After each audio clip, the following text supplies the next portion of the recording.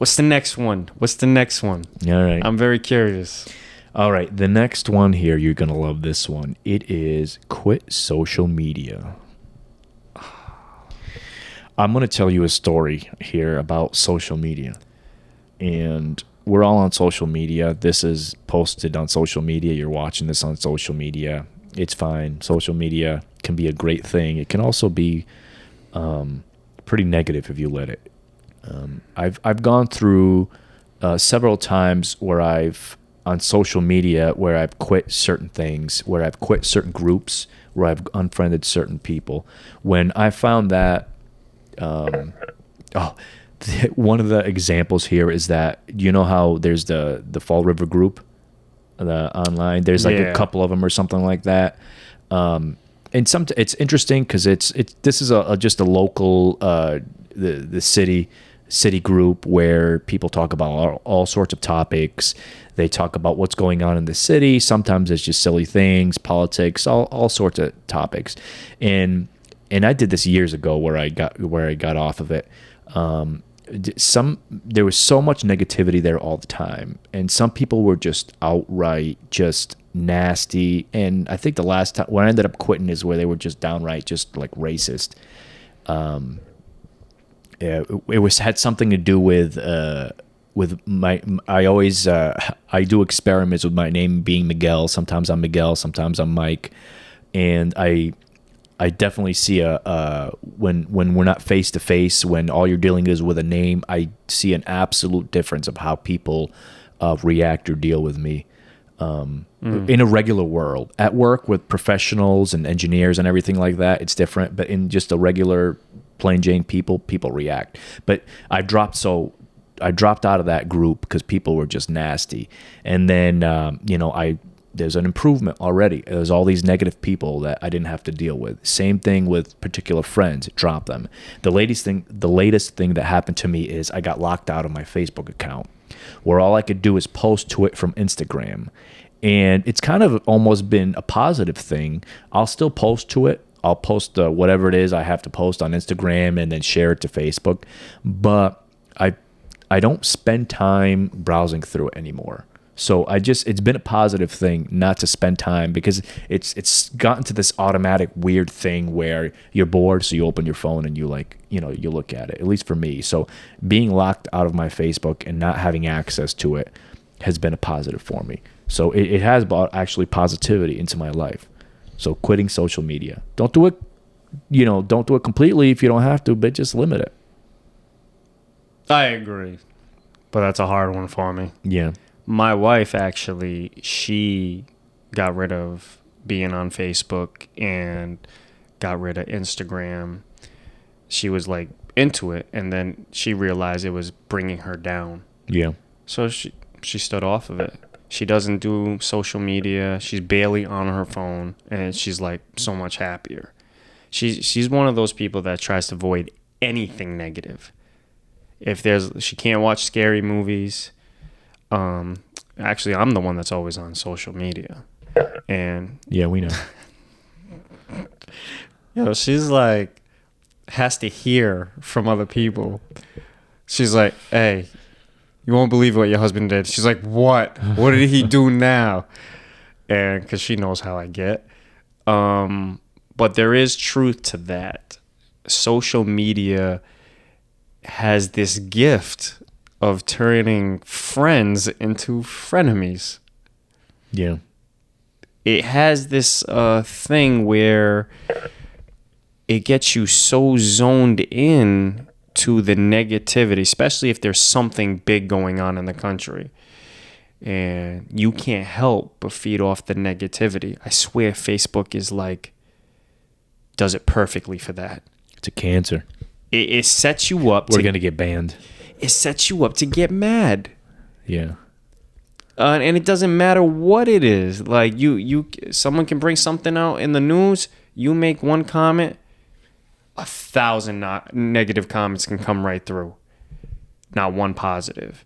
I find this is where I find it very weird. Is I can post something positive,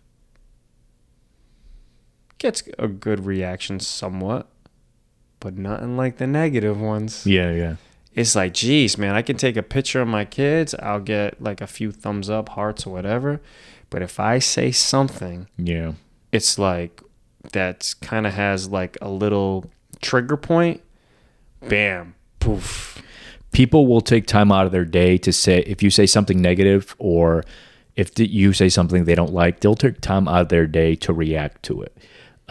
If you're maybe doing good or maybe something they agree with, they generally will not take time to say, "Oh yeah, that's great," or this or that.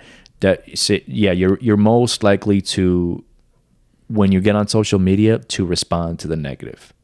That's something I've noticed. Even when I've made comments, because I've caught myself making negative comments on certain things. If I make a positive comment or like, "Oh, that's great," or something like that, or hardly anything. But if I were to make a negative comment or something that can be perceived as negative or something that a lot of people don't agree with, then then you start hearing it, and then here come all the internet warriors, and everybody's a tough guy on the internet, right? Right. They got the, what is it called? The Twitter fingers, like trigger fingers. Drake said it. I don't know. Twitter fingers, maybe. I don't know. I'm not on Twitter. I can't remember. See, I can't remember. But maybe you're just getting old. I think so. But yeah, we're not even just talking about like stuff like negative comments or whatever. You can look at someone else's page and be looking negative towards that person. You feel a certain way. Okay, let me start that. Like we said last week, right? What did I say last week about jealousy? It's confused admiration. Now, I can look at someone on vacation and I'm like, oh, that's great that they're on vacation. You're happy for them. Yeah. But are you really happy for them? Because deep down inside, you want to be on vacation. And you're over here at work, busting your ass while they're enjoying the hot sun in Aruba somewhere. So that's a trigger too, to be negative. Or jealousy, you're saying. Jealousy. Yeah. I like to say confused admiration. I'm just saying, because I think people have that. Jealousy.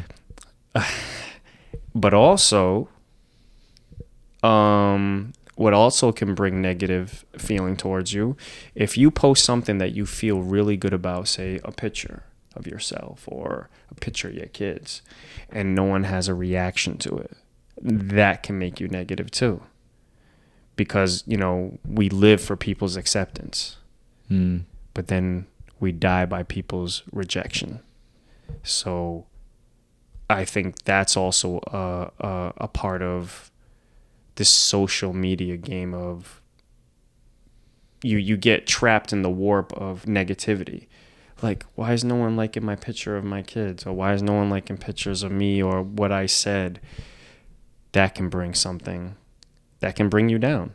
You know what? No, you're definitely right. One thing that's really helped me with that is posting these videos, podcasts online, and now if it gets few likes, it doesn't bother me anymore. It just makes me get better. And then some of the negative comments, it helps me develop thick skin. I'll read the negative comments. Are you talking about your podcast? Yeah. So, seriously, why are you guys hating on the podcast? I'll read. You should read some of the recent ones. Admiration. Yeah. You got to read some of the, especially the last short that I posted. I've learned to let the negative kind of just like brush off my shoulder. I just let it roll off my shoulder, and then the positive ones. I like to reply to or like, so I'm kind of reinforcing that positive behavior, and I don't let that negative stuff get me down. Because as I mentioned before, if it's usually some kind of a negative comment, somebody complaining about something, there's nothing you can say that's going to change the person's mind. So I kind of just go, okay, and that's it. Go ahead. Thank you for commenting. Thank you for helping the algorithm. That's it. And I don't let it bother me. And that's my advice for everything. Hey, Tupac said, "People are gonna hate you for whatever you do, so F it." Do something you like. That's it. Because at the end of the day, who cares? Who really cares? So post your pictures, make your videos, do whatever. But right now, we're actually just talking about avoid social media. But at the same time, who cares? But I get it. How do you avoid social media? You have to find what? Like a new activity, a new habit. You It's keep all yourself about creating busy. habits. Yeah. Yeah, So- discipline, creating Yeah. habits, good habits. Yeah. Yeah, because Facebook is really, or any type of social media, is a habit. It's a habit that just needs to be broken to be replaced with another habit. Yeah, and you can use it because there's a lot of positives that come from it. You can use it. You just have to be disciplined, and you can't let it. If you see that it is affecting you, then you gotta lessen the use of it, and make it like for me now that I'm on social media a lot less. I'm only on once in a while. Usually just finding funny clips to share with people. And that's mostly what I do is if I find something funny, I'll just share it with people. But I've lessened the time that I'm on social media, replace it with other things. And I've gotten better at it. And you just let it, if you let it, it'll just overcome your whole life. And now everybody wants to do go into the metaverse and do these virtual realities. And nobody wants to be in real life anymore. Or at least that's what somebody wants, right? They just want you to just have these goggles on all the time and be in pretend world where they could just feed you with advertisements all the time. And then when you're in pretend world, you can order food and then somebody will deliver it for you. Right. And then, you never have to leave your house. You're just plugged into the matrix. Yeah, like That's not basically going, what it is. like not going to the movies. That's because I just don't watch a lot of movies. You need to go to movies. So that's you're plugged in. You're plugged into the the matrix almost. And again, these are habits that need to be changed. So social media is a habit, and it can get you so zoned in. But you have to create these habits and create these new habits and take steps. Wait, I remember now. What do you remember? Because you've forgotten a lot of stuff. No, it's one step at a time, one punch at a time, one round at a time. All right, Rocky. I got it. That's it. But you think about people who, people who are going through problems with alcohol or drug use, and they go to these places, these meetings, and they do the same thing. Hey, if you didn't do, I think I can be wrong. Hey, if you didn't do any drugs in 1 hour, that's great. Or any alcohol, drink any hour, give yourself props for that. Because that was 1 hour, you didn't touch any alcohol, touch any drugs. And if you didn't touch it in a half hour, hey, give yourself props for that. It's a half an hour better than every 10 minutes, I guess. I don't know. Yeah. You take these steps, little small steps to create these habits. Now, I'm not saying it's not easy because, all right, so we talked about discipline, which is practically everything, but creating new habits. So we have discipline and creating new habits and living in the moment. So the next step is to take this old habit and create a new habit that will benefit you. That will be the next one, which is develop a hobby. Develop a hobby. Yep. And where do most people actually do develop hobbies? Some people go to the gym. It can be a lot of stuff. It can be anything. Yeah. I mean, some people take classes, whether it's going to school, dance classes, or some kind of type of art form. I feel like the best ones are the artistic, because I believe we're all creators. Yeah. Well, my body is an work of art. So yeah. Yeah. Just Hey, it was something that you created. sure. Yeah. You went to the gym, you worked hard at it, and look at you now. And I'm no Arnold, so I don't need any comments that I'm not Arnold. I get it. But yeah, so there you go. A lot of people do art. I kind of like the artistic stuff because it's a way to be a creator. And when you're done with something, you're like, wow, I achieved that. Mm-hmm. So, and obviously, like a lot of people fall into like martial arts or boxing or whatever because there's some kind of, there's especially in martial arts, there's something in martial arts that kind of like unite people in a way. At the same time, you're gaining all this knowledge on respect and discipline and patience. Yeah.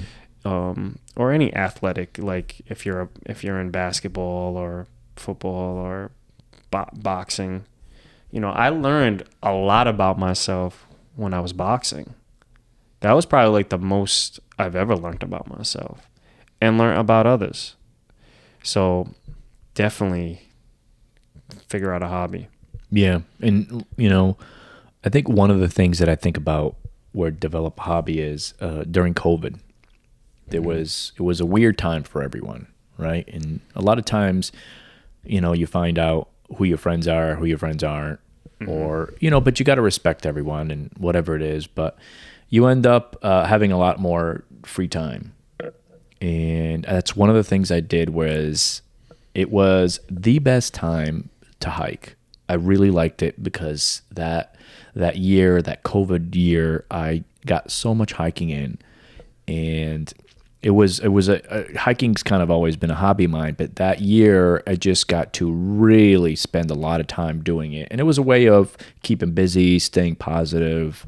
What'd you say when you got on the top of the mountain? When I get to the top of the mountain, What did you say? I know you yelled out something. Usually thinking about the food that we were going to get on our way down. You didn't yell something if you got to that tippity top of the mountain? The tippity what top. What a waste. So the mountains don't usually look like what you're thinking about, like a tippity top. It's usually like this large. It's not like just like a little point and you get on top of it and you put your flag on there and you go, oh. Then my friend, it's not like Mount Everest, you know, like you that. You went up the wrong mountain, my man. That's your next goal. No, you get to the top of a mountain. You're really tired, and a lot of times it's thinking about that food that you're gonna have. Whether you're getting back down and you're gonna have like a great pizza and a beer, or it's something that's like you really enjoy is whatever you set up camp and you make that meal, whatever meal you have. Oh, that's such an enjoyable meal.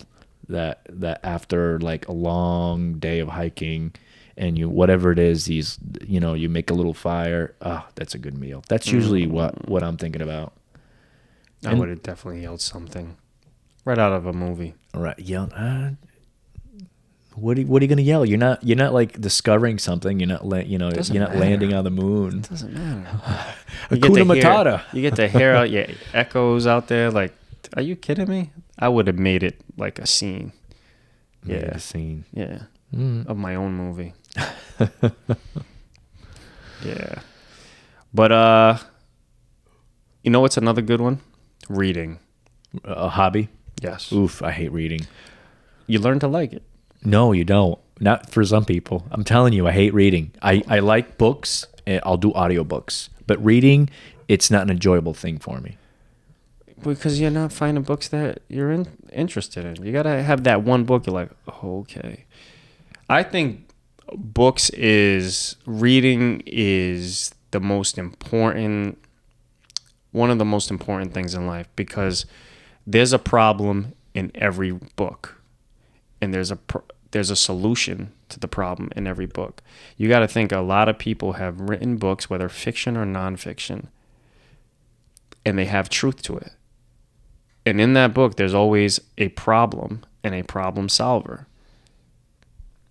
But I get what you're saying. And yes, reading, I just do it a different way because I get the same thing. I'll do an audiobook. I just can't. I think that's the problem with a lot of people that maybe don't read is that they have the same issue as me. But what I've done is just like, I'd like to get through this subject matter that's in this book. So, but what's the best way to do it? Get the audiobook.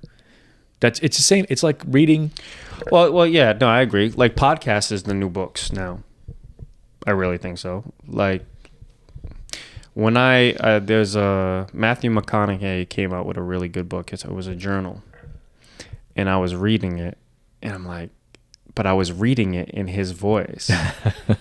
All right.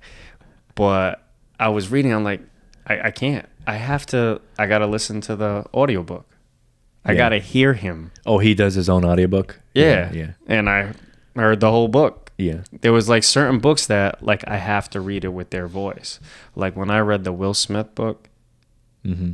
I had the Will Smith voice in my head reading it. Yeah. Same thing with Yeah. some of the Bruce Lee books that I read. I was all of a sudden I became Bruce Lee and I started.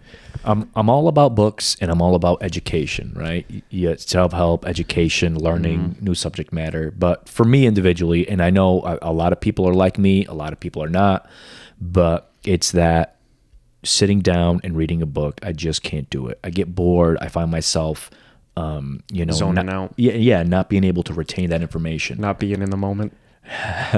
It's just difficult for me. So Yep. a different thing for an audiobook, then I can listen to it.